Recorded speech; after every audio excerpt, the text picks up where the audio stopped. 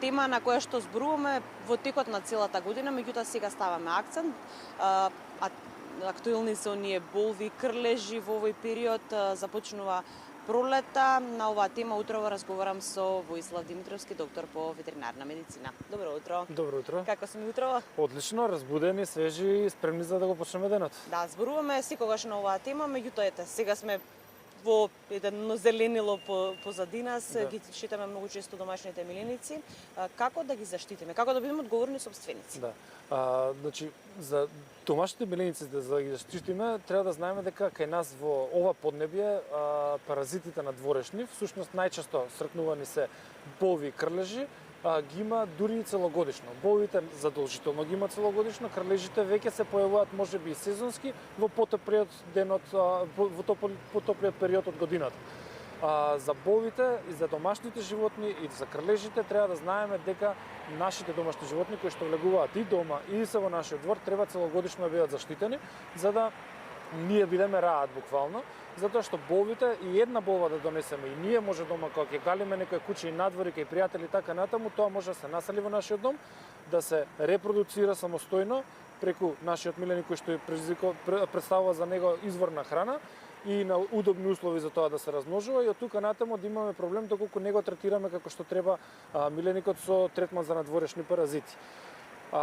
Сепак мислам дека убаво да ставиме фокус и на животните, но и на нас, луѓето, затоа што да знаеме прво ние не сме природни домакини на паразитите. Животните, мачка, куче се поголеми или подобри домакини, затоа секогаш тие паразити прво гравитираат кон нив затоа што имаат малце повисока температура телесна, а крлежите сакаат потопло место. Во секој случај природно ќе одат кон нив, но може да стигнат и до кај нас. Може да предизвикаат кај животните и алергиски реакции и заразни болести, кои што ги прелесуваат и болвите и крлежите. Затоа треба да бидат заштитени, но сепак тие паразити доколку полазат по нас и доколку дојдат во контакт со нашиот организам, може да предизвикаат и определени болести кај нас луѓето и затоа треба навистина да бидеме опрезни како кон животните, така и кон нас и да се заштитиме самите ние. Ставаме ампули на домашните миленици, ги ставаме оние каивчиња популарни. На колку време треба да се променуваат? Да, има различни типови на препарати во различни форми, односно генерално се три форми. Едната форма се оние ампули да речеме, кои што се во како густа течност која се става директно на кожата. Вториот тип е каивчиња и третиот тип е као еден вид на вкусени карамели. Обично ампулите се горе-доле еден месец траат. Каивчињата во зависност од каивчето зборуваме за оние кои што се квалитетни, кои што се произведени и одобрени за таа намена. Не зборуваме за оние биокаивчиња кои што не секогаш имаат полноцен ефект. Тие траат горе-доле 4 месеци до 8 месеци во зависност од производителот и се водат исто така и за водоотпорни и за репелентни. Односно прво ги бркаат, односно не представуваат организмот го представуваат кон паразитите како неприемчив, а веќе ако има некој поупорен да речеме паразит, во таков случај веќе делуваат исто како и ампулите. Овие што се во вид на карамели, односно се вкусени апчиња, тие имаат состојки кои што делуваат по крвен пат. Тие всушност се конзумираат и активната состојка циркулира внатре во организмот.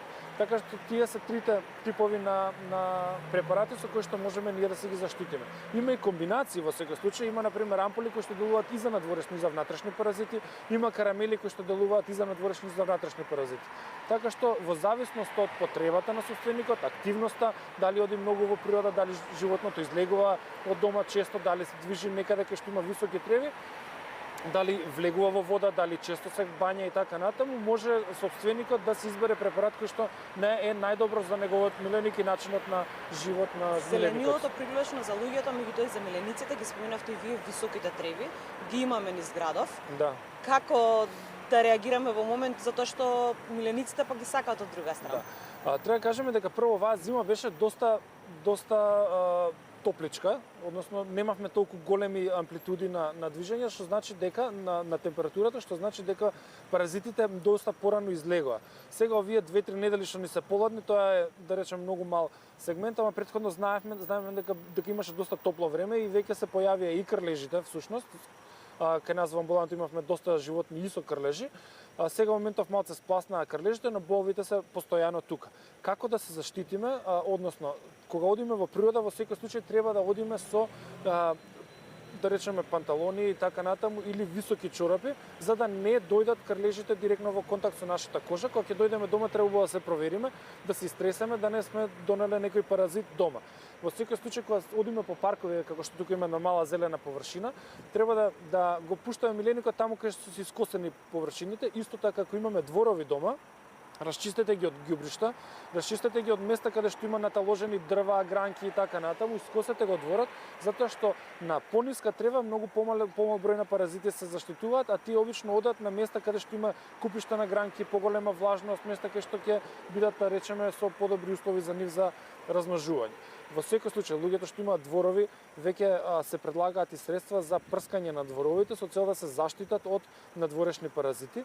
Треба да знаеме кога ќе прскаме со такви средства, ако имаме во близина пчели, пчелни семејства, во секој случај многу внимателно со тие препарати или да бидеме во договор со пчеларот кога ние ќе испрскаме, кога тој ќе ги пушти пчелите за да не направиме дополнителна штета. И еден голем апел до градските власти задолжително да ги искосат тревните површини. Луѓето сега се стоплува времето, излегуваме сите надвор и со мелениците и самостојно во природа. Навистина може да има непријатност ако донесеме паразити дома. И она што е годишното, задолжителното третирање за паразити, нели, авионското прскање, треба више конечно време општините да си го земат здраво за готово и да не заштитат не само од болови и крлежи, но тука доаѓа и онаа песочна мушичка која што покрај комарците, нели, ние се викаме прскаат за комарци, не е за комарци, за многу инсектија. И тука е онаа песочна мушичка која што ја пренесува лешманиозата и навистина дел од начинот како да се спречи ширењето таа болест е третирањето со векторот, тоа е песочната мушичка, она што е, да речеме, во државата општо земено кучињата улични го ја шират таа болест и лешманиозно куче треба задолжително да се евтаназира, значи никаде во светот тоа не се препорачува, освен кај нас.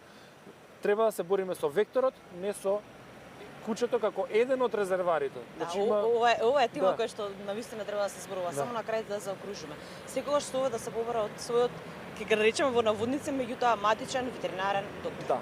Задолжително, ако има крлеш, ако вие не сте стручни тоа да го направите, отидете на матичен ветеринар. Исто важи и за нас луѓето, ако ни се закачи паразит, немојте сами да го отстранувате, поготово крлешот, затоа што одете на доктор за да биде отстранет правилно. Благодарам многу на благодарам.